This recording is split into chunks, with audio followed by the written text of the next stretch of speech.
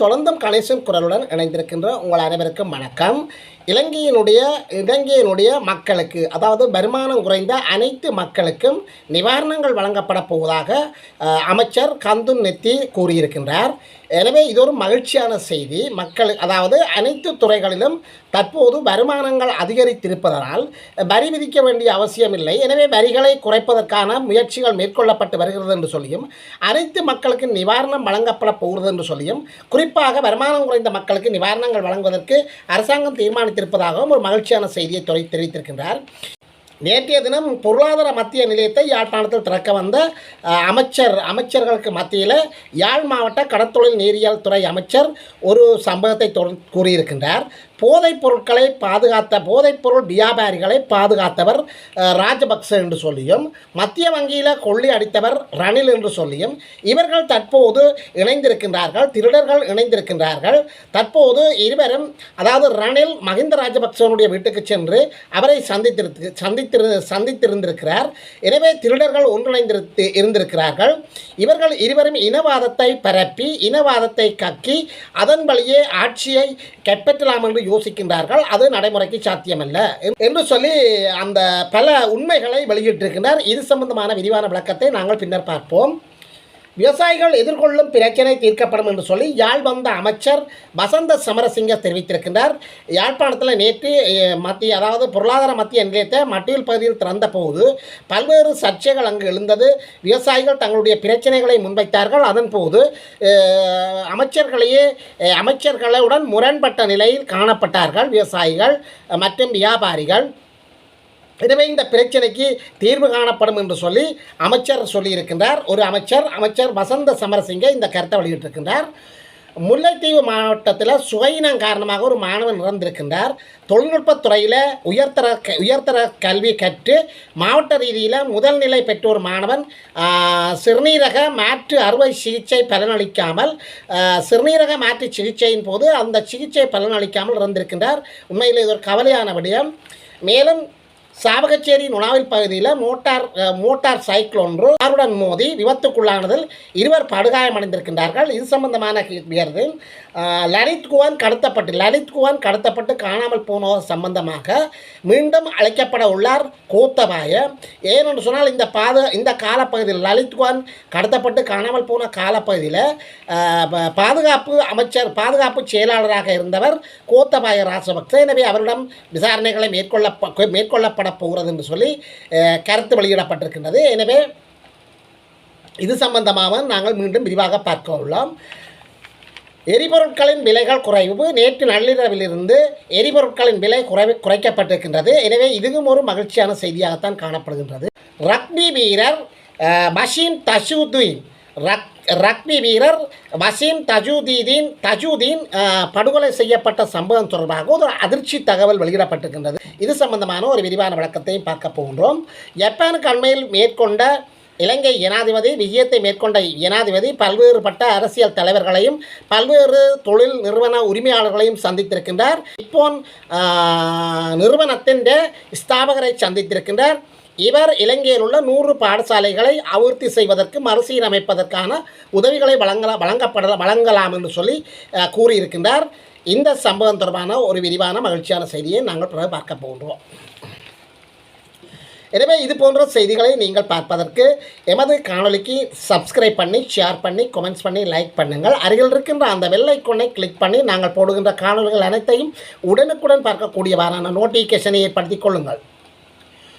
போதை வியாபாரிகளை பாதுகாத்தவர் ராஜபக்ச என்று சொல்லியும், மத்திய வங்கியினுடைய பணம் எல்லாத்தையும் மோசடி செய்தவர் ரணில் என்று சொல்லியும், இவர்கள் இனவாதத்தை தூண்டி ஆட்சியை கவிழ்க்கப் போகிறார்கள் என்று சொல்லியும், திருடர்கள் ஒன்று சேர்ந்து விட்டார்கள் என்று சொல்லியும், இது நடைமுறைக்கு சாத்தியமல்ல என்று சொல்லியும், கடற்தொழில் நீரியல் வளத்துறை அமைச்சர் நேற்றைய தினம் யாழ் மாவட்டத்தில் மட்டுவில் பகுதியில் பொருளாதார மத்திய நிலையத்தை திறந்து வைத்து பேசுகின்ற போது ஒரு கருத்தை வெளியிட்டிருக்கின்றார். அப்போ இந்த நாட்டின் போதைப்பொருள் வியாபாரிகளை பாதுகாத்தவர் ராஜபக்ச தான் என்று சொல்லியும், மத்திய வங்கியில் கொள்ளி அடித்தவர் ரணில் தான் என்று சொல்லியும், இவர்கள் இருவருமே இனவாதத்தை தூண்டி இருப்பை தக்க வைத்துக் கொள்வதற்கு முயற்சி செய்கின்றார்கள் என்று சொல்லி கடற்தொழில் அமைச்சர் குற்றம் சாட்டியிருக்கின்றார். யாழ்ப்பாணம் மத்திய பொருளாதார மத்திய நிலையத்தை மீள ஆரம்பித்து மட்டையில் பகுதியில் நடைபெற்றது. மீள ஆரம்ப நிகழ்வு மட்டையில் பகுதியில் நடைபெற்றது. எனவே அங்கு உரையாற்றும் போது மேற்கண்டவாறு கடற்தொழில் நீரியல் வளத்துறை அமைச்சர் ராமலிங்கம் சந்திரசேகர் இந்த கருத்தை முன்வைத்திருக்கின்றார். பொருளாதார ரீதியாக தற்போது இலங்கை மேம்பட்டு வருகிறது என்று சொல்லியும், இலங்கை தற்போது பொருளாதார ரீதியாக மேம்பட்டு வருகிறது என்று சொல்லியும், லஞ்ச ஊழல்கள் அனைத்தும் ஒழிக்கப்பட்டு வருகிறது என்று சொல்லியும், இனவாதம் மற்றும் மதவாதங்கள் எல்லாம் நீக்கப்பட்டு வருகிறது என்று சொல்லியும், படிப்படியாக குறைந்து வருகிறது என்று சொல்லியும் இதன் போது கருத்து வெளியிட்டிருக்கின்றார். எனவே இலங்கையினுடைய மூவின மக்களும் ஓரணியில் திறந்து ஓரணியில் இணைந்து சந்தோஷமாக மகிழ்ச்சியாக ஒற்றுமையாக சகோதரத்துடன் வாழ வேண்டும் என்று சொல்லி ஒரு நல்ல ஒரு கருத்தை கூறியிருக்கின்றார். எனவே இந்த இனவாதத்தையும் மதவாதத்தையும் நீக்குவதுதான் நமது ஜனாதிபதி தோழரனுடைய முக்கிய நோக்கம். அதை அவர் பல இடங்களில் கூறி வருகிறார் என்று சொல்லியும் ராமலிங்கம் சந்திரசேகர் இதன் போது தெரிவித்திருக்கின்றார். எனவே இந்த இனவாதம் என்ற பிசாசுக்கு நாட்டில் முடிவு கட்ட வேண்டும்.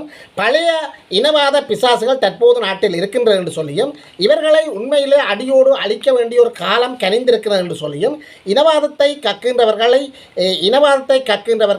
இனவாதத்தை தூண்டி நாட்டை மீளவும் ஒரு ஆட்சி கவுப்பை மேற்கொள்வதற்கு நடவடிக்கை எடுத்து வருகிறார்கள். இவர்கள் முழு திருடர்கள் என்று சொல்லியும், எனவே இந்த திருடர்கள் வரிசையில் ராஜபக்ச, ரணில் ஆகியோர் இருக்கின்றார்கள் என்று சொல்லியும், இவர்களுடைய கனவு பலிக்காது என்று சொல்லியும் இந்த இடத்தில் அவர் தெரிவித்திருக்கின்றார்.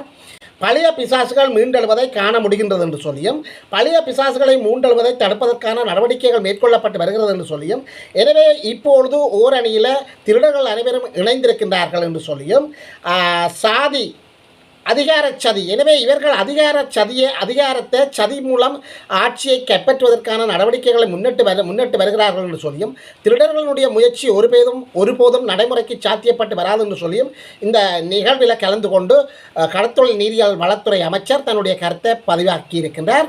விவசாயிகள் எதிர்கொள்கின்ற பிரச்சனைக்கு தீர்வு காணப்படும் என்று சொல்லி அமைச்சர் வசந்த சமரசிங்க தெரிவித்திருக்கின்றார். யாழ்ப்பாண மாவட்டத்தில் பொருளாதார மத்திய நிலையத்தை மட்டவில் திறந்து வைத்த போது பலவேறு விவசாயிகள் கேட்கப்பட்ட கேள்விகளுக்கு விவசாயிகளுடைய மூலப்பொருட்களுக்கு அதிகளவு செலவாகின்றது, உள்ளீடுகளுக்கு அதிகளவு செலவாகுகின்றது, எரிபொருள் செலவாகின்றது, இவற்றையெல்லாம் நாங்கள் வைத்து முதலீடு செய்து பெருமளவு முதலீடுகளை செய்து உற்பத்திகளை நாங்கள் திரும்ப சந்தைப்படுத்துகின்ற போது அங்கு எமக்கான அந்த உற்பத்தி பொருட்களுக்கு குறைந்த விலையே கிடைக்கின்றது என்று சொல்லி பல விவசாயிகள் ஆதங்கத்தை தெரிவித்திருக்கின்றார்கள். அமைச்சர் வசந்த சமரசிங்கவிடம் தெரிவித்திருக்கின்றார்கள். இதற்காக அவர்கள் மூலப்பொருட்களை குறைந்த விலையும் உள்ளீடுகளை குறைந்த விலையிலும் நவீன வசதிகளுடன் கூடிய விவசாயத்தை மேற்கொள்வதற்கு குறைந்த செலவில் உற்பத்தி செய்வதற்கு ஆவணம் செய்யப்படும் என்று சொல்லி அமைச்சர் வசந்த சமரசிங்க இந்த கூட்டத்தில் உரையாற்றியிருக்கின்றார். எரிபொருட்களின் விலை குறைப்பு. இலங்கை பெட்ரோலிய கூட்டுத்தாபனத்தின் மாதாந்த எரிபொருள் விலை திருத்தத்தின்படி நேற்று நள்ளிரவு முதல் அமலுக்கு வரும் வகையில் எரிபொருட்களின் விலை குறைக்கப்பட்டுள்ளது. இதன்படி ஓட்டோ டீசல் ஒன்றின் விலை 6 ரூபாவால் குறைக்கப்பட்டு அதன் புதிய விலை 277 ரூபாவால் தற்போது நிர்ணயிக்கப்பட்டிருக்கின்றது. ஒக்டோன் 95 ரக பெட்ரோல் லீட்டர் ஒன்றின் விலை 6 ரூபாவால் குறைக்கப்பட்டு அதன் புதிய விலை 335 ரூபாவால் நிர்ணயிக்கப்பட்டிருக்கின்றது. அத்துடன் மண்ணெண்ணெய் லீட்டர் ஒன்றின் விலை 5 ரூபாவால் குறைக்கப்பட்டு அதன் புதிய விலை 180 ரூபாவால் நிர்ணயிக்கப்பட்டிருக்கின்றது. இதேவேளை ஒக்டோன் 92 ரக பெட்ரோல் மற்றும் சூப்பர் டீசல் ஆகியவற்றின் விலைகள் மாற்றம் செய்யப்படவில்லை என்று தெரிவிக்கப்பட்டிருக்கின்றது. லலித் குவான் கடத்தப்பட்டு காணாமல் போன விவகாரம் மீண்டும் விசாரணை ஆரம்பம் என்று சொல்லி ஒரு செய்தி வெளியாகி இருக்கின்றது. லலித் குவான் ஆகியோர் கடத்தப்பட்டு காணாமலாக்கப்பட்ட சம்பவம் தொடர்பாக குற்றப்புலனாய்வு திணைக்களம் மீண்டும் விசாரணைகளை மேற்கொண்டு வருகிறதாக செய்திகள் வெளியாகி இருக்கின்றது.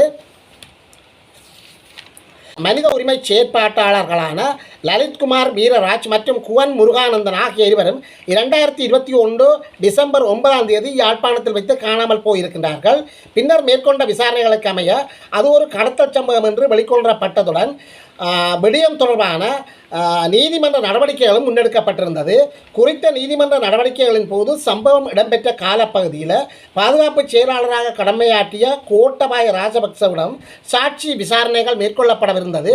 இந்த நிலையில் இது தொடர்ச்சியாக மீண்டும் விசாரணை தற்போது ஆரம்பிக்கப்பட்டுள்ளதாக ஒரு செய்தி தெரிவிக்கின்றது. சாவகச்சேரி நுணாவில் பகுதியில் மோட்டார் சைக்கிள் ஒன்று காருடன் மோதின்றிருக்கின்றது. எனவே இதில் படுகாயமடைந்த இரு இளைஞர்கள் சாவகச்சேரி மருத்துவமனையில் அனுமதிக்கப்பட்டிருக்கின்றார்கள். அண்மைய சில நாட்களுக்கு முன்னரும் சாவகச்சேரி நுணாவில் பகுதியில் ஒரு மோட்டார் சைக்கிள் ஒன்று விலத்தி செல்வதற்கு, அதாவது லொரியொன்றை விலத்தி செல்வதற்கு முயன்ற போது எதிரே வந்த ஒரு பொண்ணுடன் மோதுண்டு அந்த மோட்டார் சைக்கிள் செலுத்திய இளைஞன் அந்த இடத்திலேயே பலியாகி இருந்தவை குறிப்பிடத்தக்க விடயமாகும். இந்த நிகழ்வின் பின்னர் நேற்றைய தினம் மீண்டும் ஒரு விபத்தொன்று அந்த இடத்துல நடந்திருக்கின்றது. அந்த விபத்து மோட்டார் சைக்கிளில் சென்ற இரு இளைஞர்கள் காரும் மோதுன்றபடியால் தான் இந்த விபத்து ஏற்பட்டதாகவும் தற்போது அந்த இரு இளைஞர்களும் மருத்துவமனையில் சிகிச்சை பெற்று வருவதாக செய்திகள் வெளியாகி இருக்கின்றது. ரக்பி வீரன் தஜூதீன் படுகொலை சம்பந்தமாக திடுக்கிடும் செய்தி ஒன்று வெளியாகி இருக்கின்றது. ரக்பி வீரர் பஷீம் தஜூதீன் படுகொலை தொடர்பாக அதிர்ச்சி செய்தி ஒன்று வெளியாகியிருக்கின்றது. இதன்படி ரக்பி வீரர் பஷீம் தஜூதீனை படுகொலை செய்த குழுவில் சமீபத்தில் ஒரு மித்தனியா பகுதியில் ஒரு பிள்ளைகளுடன் ஒரு கணவர் கொலை செய்யப்பட்டிருக்கின்றார். இந்த பிள்ளைகளுடன் கொலை செய்த அந்த கணவருக்கும் இந்த தஜூதீன் படுகொலைக்கும் தொடர்பு இருப்பதாக மித்தனியா பகுதியில் தனது 2 குழந்தைகளுடன் படுகொலை செய்யப்பட்ட அருண பிதானகே எனப்படும் கச்சாவும் அந்த படுகொலை சம்பவத்தில் நேரடியாக சம்பந்தப்பட்டிருக்கிறார் என்று தெரிவிக்கப்படுகின்றது. இந்த தகவலை பதில் போலீஸ் ஊடக பேச்சாளர் உதவி போலீஸ் அத்தியட்சர் மினுர செனரத் தெரிவித்திருக்கிறார். அதாவது இந்த தகவலை தெரிவித்தவர்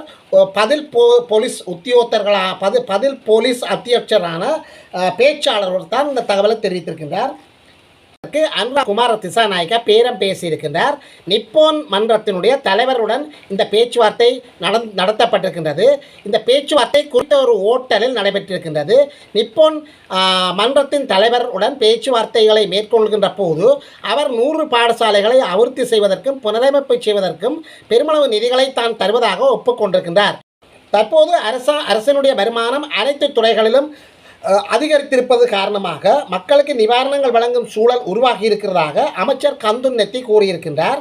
அரசாங்கத்தின் சகல துறைகளிலும் வருமானம் அதிகரித்துள்ளதால் பொதுமக்களுக்கான சலுகைகள் நிவாரணங்கள் என்பன வழங்கும் சூழல் ஏற்பட்டுள்ளதாக அமைச்சர் சுனில் கந்துன் நெத்தி தெரிவித்திருக்கின்றார். கொழும்பில் நேற்று நடைபெற்ற ஊடகவியலாளர் சந்திப்பின் போது இந்த கருத்தை வெளியிட்டிருக்கின்றார்.